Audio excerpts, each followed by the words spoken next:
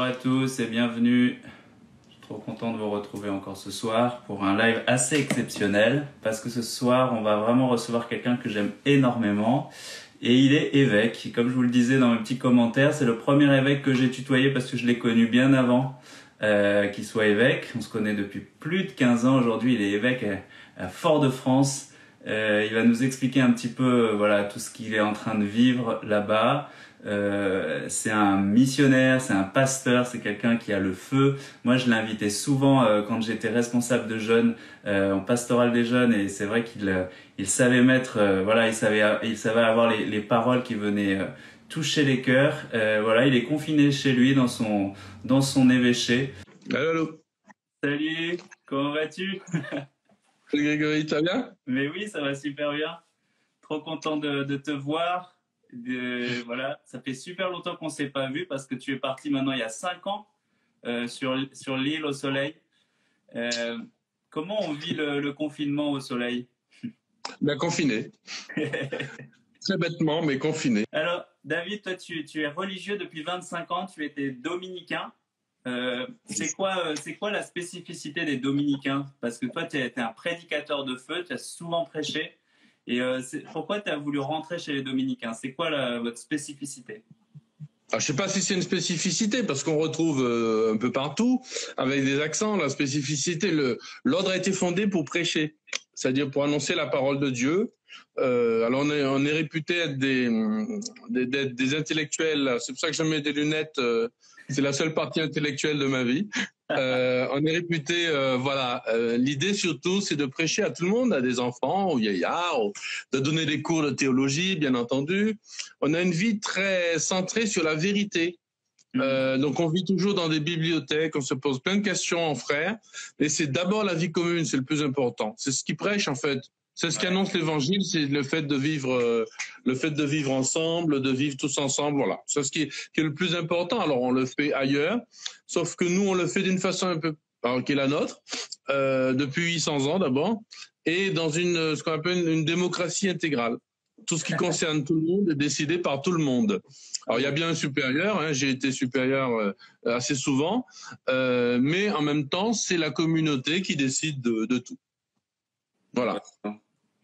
Je pense qu'il y a pas mal de gens qui s'imaginent pas ce que c'est trop la vie communautaire. Moi, je l'ai vécu qu'un an, mais j'ai vécu un bon moment. Mais en fait, c'est assez rare que le pape vienne chercher un religieux comme ça dans son couvent et qu'il décide de le mettre évêque. Ça arrive, mais normalement, vous n'êtes pas appelé au départ à être évêque. Qu'est-ce qui a changé dans ta vie maintenant que tu as un peuple que voilà, tu t'occupes d'eux? Enfin, qu'est-ce qui a changé dans ta vie? Faut que je te raconte une petite histoire. L'histoire, c'est qu'un jour, il y a une hérésie qui est née dans le sud de la France, s'appelle les Cathares. Et les Cathares, ils avaient décidé de vivre très pauvrement, ce qui était une bonne chose. C'est ce que va faire Dominique d'ailleurs, Saint Dominique. Mais surtout, ils contestaient le dimanche, le travail, le fait que les gens aient le jour de repos, les liturgies, enfin tout l'ordre établi par le pouvoir et par l'Église.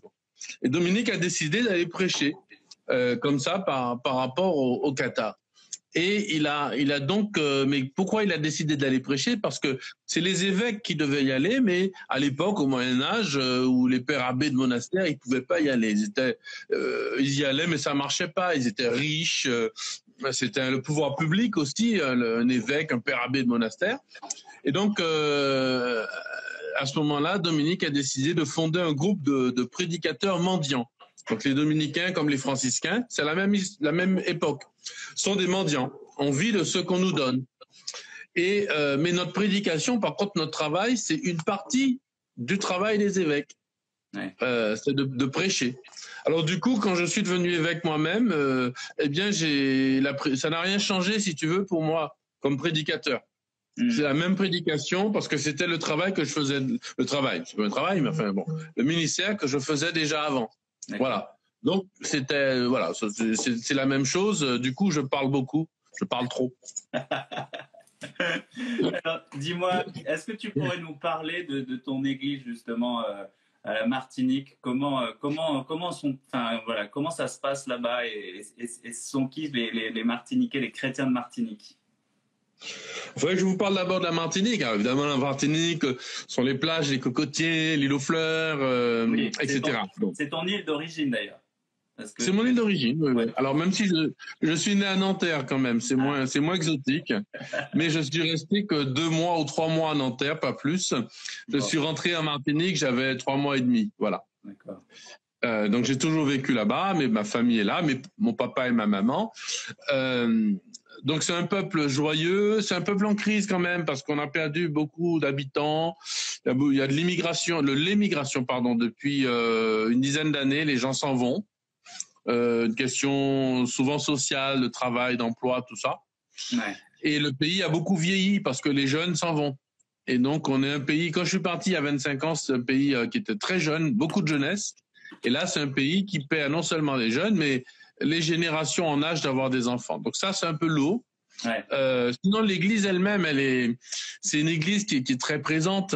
Les prêtres, les chrétiens sont engagés dans tous les milieux politiques entre autres, mais pas que. Les catholiques sont présents. Les églises sont encore pleines. Il y a 50% des enfants des familles qui font confiance à l'église dans le catéchisme. Il y a des groupes chrétiens, on vient de lancer des grands réseaux de familles, catéchisme, qu'est-ce qu'il y a d'autre? Il y a beaucoup de chorales, ça t'intéressera, toi, tu verras quand tu viendras. On fera la fête. Donc il y a pas mal de chorales aussi qui sont là, qui font un super travail. Puis qui sont les artistes chrétiens. Enfin, tu vois, il y a une grande présence de l'Église dans tout ce monde-là. Donc ça, c'est assez sympa. Voilà. C'est vrai que on s'imagine pas, mais ça c'est quand même très spécifique aux îles en général. La foi est très vivante.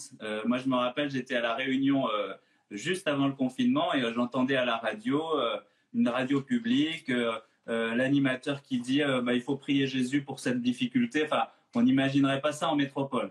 Et, ah oui, ça, c'est sûr. Il y a quand même une liberté de la foi qui est vraiment plus grande.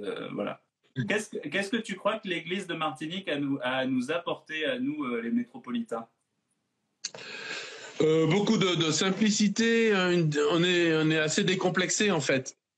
Ouais. Comme tu le disais à l'instant, tu vois là moi aussi les émissions, les radios publiques.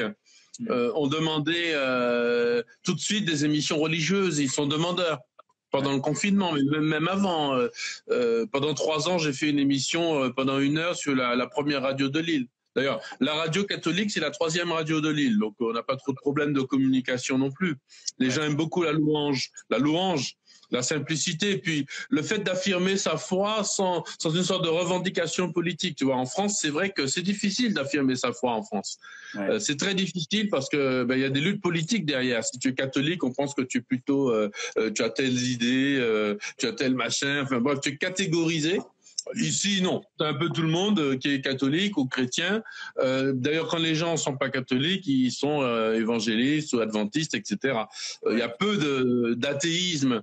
Je ne connais pas d'homme politique, de discours politique au niveau des mairies en tout cas, qui n'ait pas dans leur discours politique une référence religieuse. Donc si tu veux, quand on arrive en France, nous on a moins honte de dire mais enfin on est chrétiens. Un peu d'ailleurs comme nos frères musulmans, ils n'ont pas peur d'affirmer qu'ils sont musulmans, quoi. Voilà, ça fait partie de leur vie. On peut en penser ce qu'on veut, mais ils ont raison. Ils ont raison. Je crois que souvent, celui qui se cache, c'est le catholique, qui dit pas sa foi, qui a peur de dire qu'il est chrétien. Quand il porte une petite croix, il la cache, etc. Ça, il faut pas accepter. Mais sans non plus, enfin, une sorte de revendication pour écraser les autres. Voilà, on dit qu'on est chrétien, quoi. Voilà, c'est tout. Et puis voilà, ça fait partie de notre vie. Et alors, moi je t'ai connu parce que quand j'étais responsable de Pastoral des jeunes, je t'ai invité pour témoigner, pour prêcher devant des jeunes. La jeunesse en Martinique, qu'est-ce que tu peux leur apporter? Enfin, c'est quoi ton ministère auprès des jeunes là-bas maintenant? Alors, il y a un gros ministère officiel qui consiste à recevoir les jeunes, chaque semaine, parce que ici, il y a les confirmations, c'est un gros truc, quoi. Donc, j'ai à peu près 3000 confirmations par an. un peu moins maintenant, mais ça diminue parce que les jeunes diminuent dans le pays. Et donc ces confirmations, elles sont donc je reçois les confirmants chaque semaine pendant une après-midi. Donc ils viennent avec moi passer l'après-midi. Il y en a à peu près 100 à 120 chaque semaine, tu vois. Voilà. Après il y a une pastorale des jeunes. Alors avant entre temps on a créé un truc qu'on appelle la post-confirmation. Alors à la confirmation ici ils ont 2 années de cheminement, ils ont à peu près 14-15 ans. Donc ils entrent au lycée. Voilà. Et après pendant les périodes lycée, on a un truc qu'on appelle la post-confirmation. C'est à peu près un groupe de 300-400 jeunes. C'est pas la grande majorité, parce qu'après tout, de lycéens chrétiens à Martinique, on doit en avoir près de 10 000. Mais un groupe très, très motivé. On a des groupes de servants d'hôtel, mais hyper motivés. Ça, c'est très agréable parce qu'ils organisent eux-mêmes, ils font des clips, ils font des rencontres. Bon, alors je suis parfois invité, mais ça, ils s'organisent eux-mêmes. Ça, c'est très sympa. Et puis, il y a les grands jeunes. Alors là, c'est beaucoup plus difficile parce que je te tiens une confidence, les grands jeunes, ils sont à côté de toi, là. Ah ouais. En fait, parce que ici, la 80% d'une classe d'âge, lorsqu'ils ont le bac, ils partent en France ou au Canada pour faire des études. Et oui, c'est ça. Alors du coup, voilà. Donc ici, c'est un petit peu plus difficile, mais on a quand même lancé une aumônerie d'étudiants qui s'appelle la MEC, la Mission étudiante catholique, et ils ont lancé avec des prêtres une messe étudiante qui marche assez bien. Il faut aller plus loin avec des missions aussi. Donc là, on a quand même quelque chose d'assez fort qui avance. Voilà, c'est un peu mais on doit aller plus loin. Hein. C'est pas moi. Ouais. On a 80% de baptisés ici, ça suffit pas. Il faut qu'on ait 80% de personnes à la messe, notamment les jeunes. Ouais. D'ailleurs, le coût du confinement, c'est pas trop mauvais, quoi, parce que du coup, on a rejoint, comme on dirait. En tout cas, le fait d'avoir la messe devant l'écran, c'est pas tip top. Ouais. C'est pas ce qu'il y a de mieux. Ouais. Et puis en même temps, il y a certaines personnes qui peut-être ne mettaient pas les pieds dans une église, mais sont de vrais cathos, ouais. Et qui du coup, regarder la messe à la télé, ça a changé leur relation à l'église. Oui, c'est vrai. Donc on a eu des records de connexion sur Internet, on voit. Hein. On ne voit pas forcément sur la radio. Et sur Internet, on a bien vu qu'on avait 25 000, 30 000, 40 000 et même le dimanche des Rameaux, près de 40 000 personnes qui se sont connectées pour suivre la messe, quoi. Wow. Donc ça, c'est sur les connexions vidéo. Donc ça, on le sait. Alors, voir ceux qui étaient à la radio ou ceux qui ont regardé en rediffusion, etc. Mais donc ça veut dire qu'il y a un autre. C'est pas trop mauvais, quoi. Ouais. Bon, après, il n'y a pas que ça dans la vie. Il n'y a pas que les écrans. Dis-moi, je vais te poser une question piège, mais toi, tu n'as pas de langue de bois, donc c'est bien. Comment tu aimerais voir l'Église évoluer dans les prochaines années? Plus de liens et moins de biens. J'aime bien c'est un slogan un peu écolo. Ouais. Qu'on a récupéré lorsque les évêques ont fait une super rencontre avec des milieux et des personnalités du monde écolo à Lourdes. Plus de liens, une église plus familiale.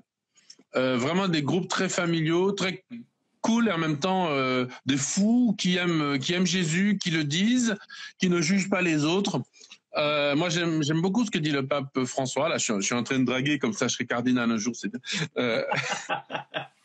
Ah oui, je vois que tu as de l'ambition, dis donc, tu as bien changé. Non mais blague à part, parce que c'est une blague quand même.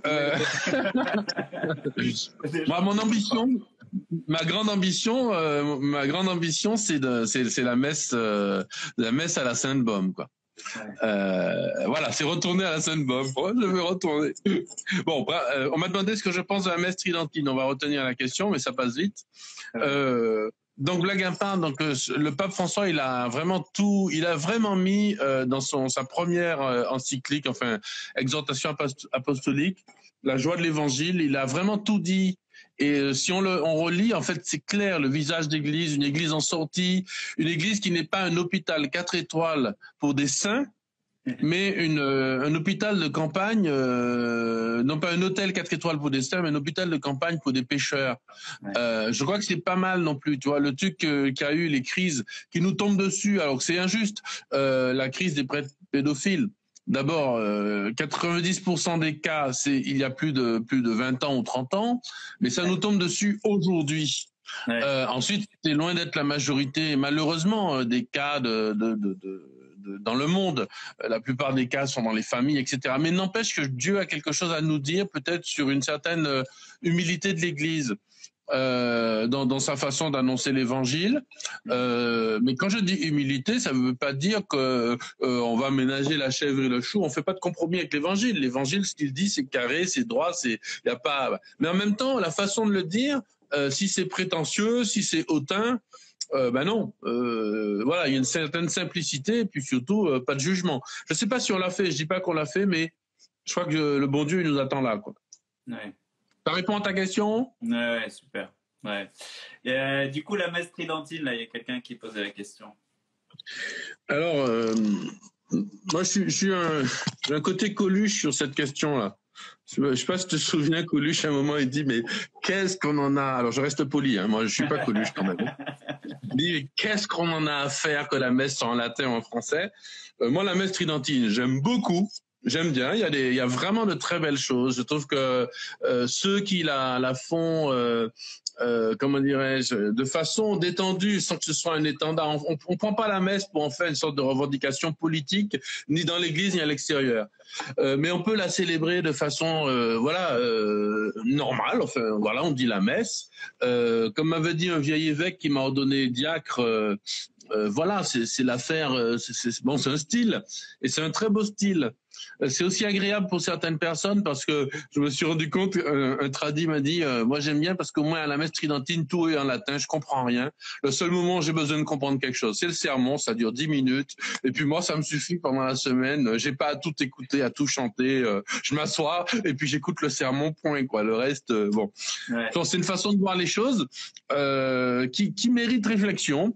Et puis il y a de beaux gestes, il y a une certaine précision dans la façon de dire la messe. Moi, je suis plutôt classique dans ma façon de dire la messe. Autant je suis très pape François pour la pastorale, autant je suis très très Benoît XVI dans la façon de célébrer la messe. Je trouve que c'est un truc qui doit être aux petits oignons, carré. Faut pas que ce soit moche, faut pas réduire. Ah, c'est pas grave et tout. Non, faut que les choses soient bien lues, bien faites, bien, etc. Les chants bien choisis, pas des chants qui ont pas de théologie, etc.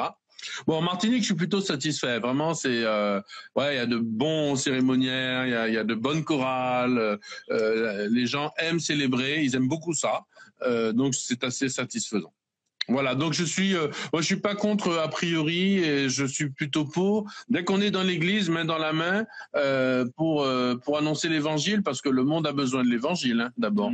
Ouais, je crois. Ouais. C'est un produit de première nécessité, l'évangile. Ça doit être remboursé par la Sécu.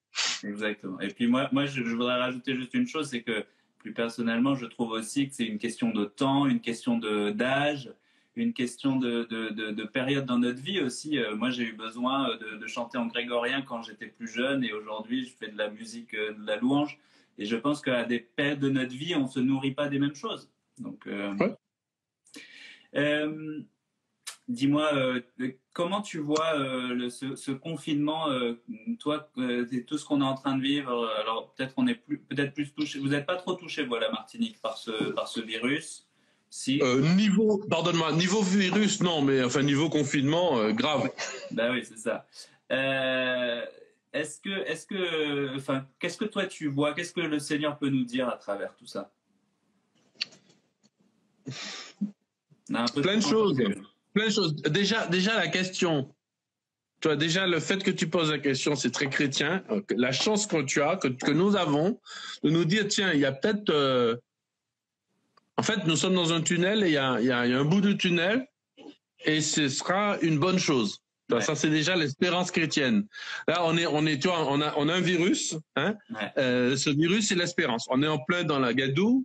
En Martinique, par exemple, tu imagines le tourisme, les bateaux se sont arrêtés, les bateaux de tourisme d'un coup. Ouais. Les hôtels, les restaurants, on est dans une île aux Caraïbes. Ouais. Vous imaginez les conséquences, quoi. les peurs aussi. Est-ce que ça va reprendre l'an prochain? On ne sait même pas. Bon, et en même temps, on se dit, attends, il y a quelque chose derrière, quoi. Donc déjà, on a une sorte de résilience, s'il faut parler langage savant, d'espérance en fait, plus forte que tout. Voilà. Donc ça, c'est clair. Après, de point de vue très pratique, il y a de très bonnes choses. Hein. Par exemple, il y a la quête en ligne qui augmente. Ça, c'est bien, ça. Bon, on a tout perdu au niveau. Ouais, je suis devenu évêque quand même. Faut pas l'oublier. Donc voilà, il y a des jeunes qui se disent mais ouais, mais on va peut-être pas à la messe tout le temps, mais on peut donner un peu d'argent à l'église, c'est pas mal par les moyens, voilà. On peut participer. Donc il y a le développement aussi d'un autre type de communion entre les évêques. Ben finalement, je vois beaucoup plus souvent les évêques parce que je suis sur mon île, je suis tout seul, mais même les prêtres aussi, on se voit. Ouais. On se voit plus souvent. Bon. Maintenant, les fidèles aussi, les fidèles nous ont manqué. C'est la nouvelle version de aimez-vous les uns les autres, c'est manquez-vous les uns les autres. Nous manquons. Oui. Ouais. Un peu comme un vieux couple qui se dispute tout le temps et puis bon, finalement il y en a un des deux qui doit partir et finalement ils se manquent quoi. Enfin, donc les fidèles et les prêtres, j'espère, se sont manqués l'un l'autre. Ils ont compris l'importance des uns et des autres. C'est déjà le cas, mais il y a un plus. Ouais. C'est sûr que le développement de l'e-church est pas mal. Et puis, pour moi, la dimension principale, pour répondre vraiment à ta question, c'est l'église domestique. Alors, on a eu une super chance en Martinique. Il y a eu un événement assez particulier qui a fait qu'on a lancé le caté à la maison. En fait, quasiment tout le caté est fait à la maison. Donc, les familles se rassemblent. Ils prennent un texte de l'évangile, de la Bible, qui est déterminé pour tout le monde, chaque semaine. Ils partagent, ils inventent une chanson, ils apprennent une chanson, un jeu, etc. On distribue, voilà, on utilise des supports du genre Magnificat Junior, tout ça. Et puis, ensuite, ils ont une réunion avec les autres enfants du quartier ou déterminés, avec les parents aussi. Et ils partagent sur ce qu'ils ont vécu à la maison. Voilà. Donc ça marche très bien. Et donc du coup là, quand ils étaient confinés, le caté s'est pas interrompu. Au contraire, ça a décuplé. Les gens, ils avaient que ça à faire. Ah oui. Donc on a continué à garder le réseau parce que ça marche énormément avec Internet cette affaire. Donc on a continué à garder ce réseau et c'est même développé. Et là, on va voir avec le déconfinement, on va évidemment se réunir davantage, mais on va garder le bénéfice d'avoir prié à la maison, d'avoir célébré Pâques à la maison. Voilà, on avait voulu une église plus domestique, c'est pas plus mal. Ouais. Et puis une église peut-être, en Martinique, on a encore des grandes communautés. C'est génial, hein, quand on arrive à la messe, il y a une foule. En même temps, quelqu'un qui arrive seul, est-ce que une fois qu'il est dans la foule, est-ce qu'il n'est pas tout autant isolé à la fin de la messe? Et donc parfois, je souhaite qu'il y ait des rencontres peut-être plus intimes. Ouais. Alors, plus intimes en Martinique, c'est 200 personnes. Bon, des rencontres plus intimes, peut-être des messes où le prêtre connaît mieux les gens plutôt que d'avoir à gérer des églises remplies. Donc là, pendant le déconfinement, ça va durer plusieurs mois. Et c'est peut-être un signe aussi d'une autre façon. Peut-être qu'il y aura plus d'attention aux uns et aux autres. Je dis pas qu'il y en a pas. Je dis que ça va nous faire un sacré progrès dans cela. Voilà. Ouais. Mais je commencerai par l'espérance, quoi. Tranquille. Ouais. Est-ce que tu en as profité pour relire quelque chose, voir une série, enfin, pas forcément quelque chose de spirituel, mais est-ce qu'il y a un truc que tu as vu, que ça fait du bien et que tu as envie de nous partager? Non, j'ai pas été très bon là-dessus. J'avais préparé une pile de bouquins. Ouais. Là, un truc de comme ça là. Et puis finalement, j'ai lu le premier et la moitié du deuxième. Et à part ça, j'ai passé mon temps parce que dans mon bureau, sur mon ordinateur, à travailler. J'ai quand même regardé pas mal sur Internet, sur YouTube, une série sur les rois de France. Ah oui. Ah oui, j'ai trouvé ça assez sympa. Ça m'a bien détendu. Et puis un autre truc. Alors c'est très intimiste quasiment. Les dominicains de Toulouse, mes frères dominicains, ont fait un truc. Alors, je regarde sur YouTube pendant que je te parle. Alors ils se sont 3 frères théologiens. Le frère Renaud Silly, le frère Emmanuel Perrier, le frère Éric Paulet. Et ils ont fait une petite série chaque jour qui s'appelle le d'hier des Jacobins, d'hier comme tous les jours, quoi. Ouais. Et c'était très sympa. C'était une réflexion théologique qui partait qui part parce que je crois que ça continue. J'ai pas regardé aujourd'hui, mais voilà. Il n'y a pas énormément de monde qui regarde chaque fois, mais quand même, celle d'il y a un mois, il y a 650 personnes. Bon, celle d'il y a une semaine, il y a 60 vues, tu vois. Ouais. Mais c'est passionnant parce que tous les jours, ils prennent un extrait de l'Évangile et ils commentent avec un théologien, un patrologue, et puis un spécialiste de saint Thomas d'Aquin et un bibliste. Voilà. Et donc du coup, c'est très très riche parce que et toujours dans l'optique du comment dire, dans l'optique des confinements, du confinement, de la crise et tout. Et donc du coup, c'est vrai que la parole de Dieu, soudain, elle prend une sorte d'ampleur, quoi, de forme, parce que ils lisent ces textes dans le cadre du confinement, en disant, regardez ce que dit la parole de Dieu. Un peu la question que tu as posée, mais version classe, quoi, dominicaine. Mais je suis sûr que tu as quand même regardé un ou deux films sympas. Oui, bien sûr, des films très intellectuels, Jurassic Park, enfin, des trucs comme ça, tu vois, des trucs qui font réfléchir. Je vois très bien. Bon, c'était super de te revoir. Je suis vraiment content de te voir aussi en forme et toujours cette joie de vivre.